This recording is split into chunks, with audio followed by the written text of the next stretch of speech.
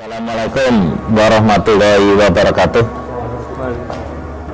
Yang terhormat adik-adik sekalian dan saudara-saudara yang sangat berbahagia, kita berada di rumah asal muasalnya Setia Hati Terapi. Tapi tidak baik kalau kita tidak berbicara bagaimana kok kena SA Terapi secara begini.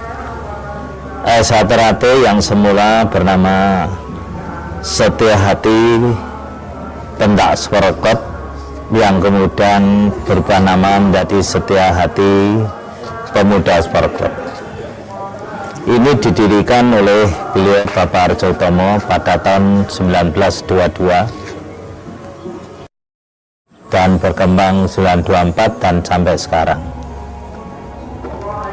Siapa Arjo Utomo? Arjo Utomo adalah seorang patriotik, seorang perintis, dinamakan oleh pemerintah sebagai seorang perintis kemerdekaan, karena hidupnya beliau di zaman penjajahan, dan beliau ini sangat kuat, sangat katakan getol sekali dalam melawan penjajah Belanda.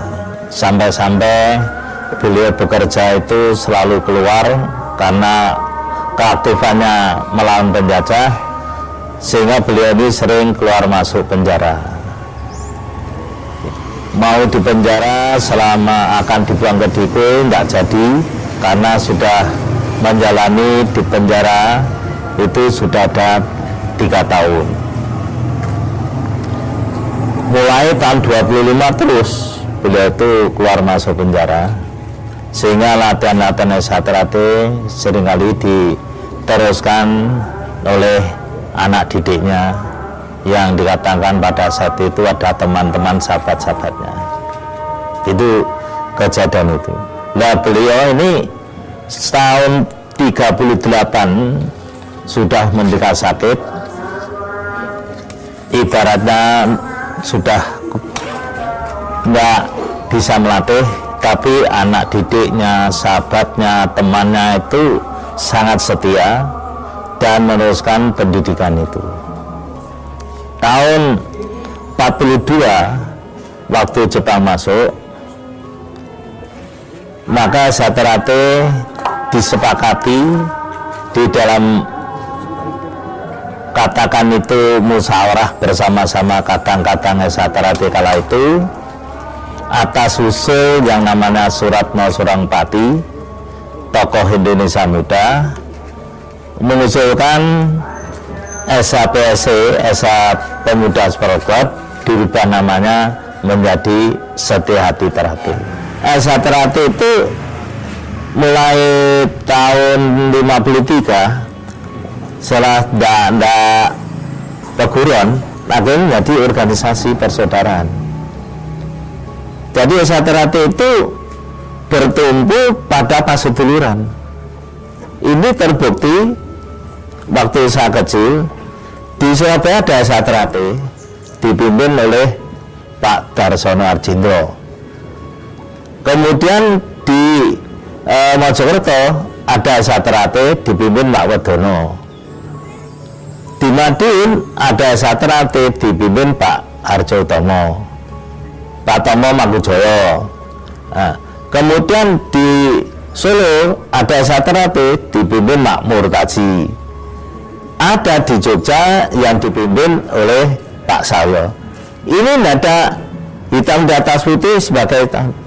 Tapi tujuan utamanya sana, untuk didik, menjadikan manusia betul-betul tak dan tak salah. Bagaimana mencapai ini? Ya, melalui pencaksilat. Melalui pencaksilat. Ternyata pencaksilat indeks pendekar. Pendekar itu indeks orang yang selalu membela kaum yang lemah. Kalau penjajah, melawan penjajah. Kalau gitu saya tarik baik. Loh, terus ilmunya apa? Ilmunya mengenal jati dirinya sendiri. Karena setelah mengenal jati dirinya sendiri, kita tidak akan sulit mengenal orang lain. Karena orang mengenal jati diri berarti harus mengakui kelebihan dan kekurangannya.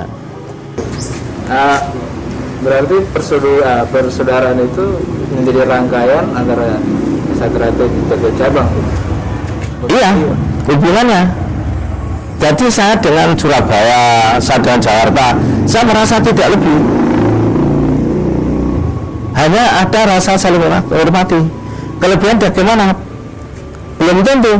Yang Jakarta itu lebih rendah. Nah, itu peguruan. Kita bukan peguruan. Kita senang.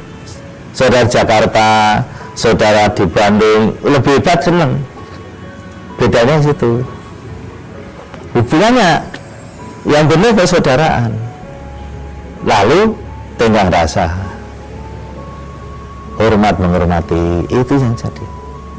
Pak, kembali ke rumah ini, bahwa harapan Bapak terhadap warga Setiati ke depannya dengan apa? Adanya rumah ini, Pak. Harapan Bapak apa, Pak? Harapan saya pada saudara saya, tahu jika bakalnya hanya seperti ini, maka rumah ini yang saja mau saya jadikan museumnya Satrate, sehingga saudara kami bisa mengaca. Lu kok iso dadi ngene, berarti ada perjuangan yang gigih bisa bintang. Dan bangunan yang sekarang ada di Satrate itu tidak ada melibatkan satu orang, dua orang dan minta bantuan dari pemerintah dan enggak. Itu murni dibiayai Satrate, tapi bukan murni dibiayai oleh oknum Satrate. Enggak. Kok bisa? Nyatanya bisa. Ya alhamdulillah dulur-dulur Satrate bisa menyadari, memahami. Yang saya inginkan kerukunan, kebersamaan lillahi ta'ala kalau bantu. Itu yang ada sih. Itu bagi saya nasihat almarhum Mas Imam, sepiro gedening sangsara yen tinampa amung dadi coba. Semua keungsaran pasti ada cobaan-cobaan. Nah, dengan cikal bakal di rumah beliau ini kita merasa bangga, tapi saya juga prihatin ternyata tempatnya ini harus berbagi. Saya tadi merintahkan Pak Ada Pariwur, nggak usah nunggu lama-lama, mulai besok tolong diperbagi, sehingga kalau ada tamu itu rasanya itu kita nggak malu barang gitu.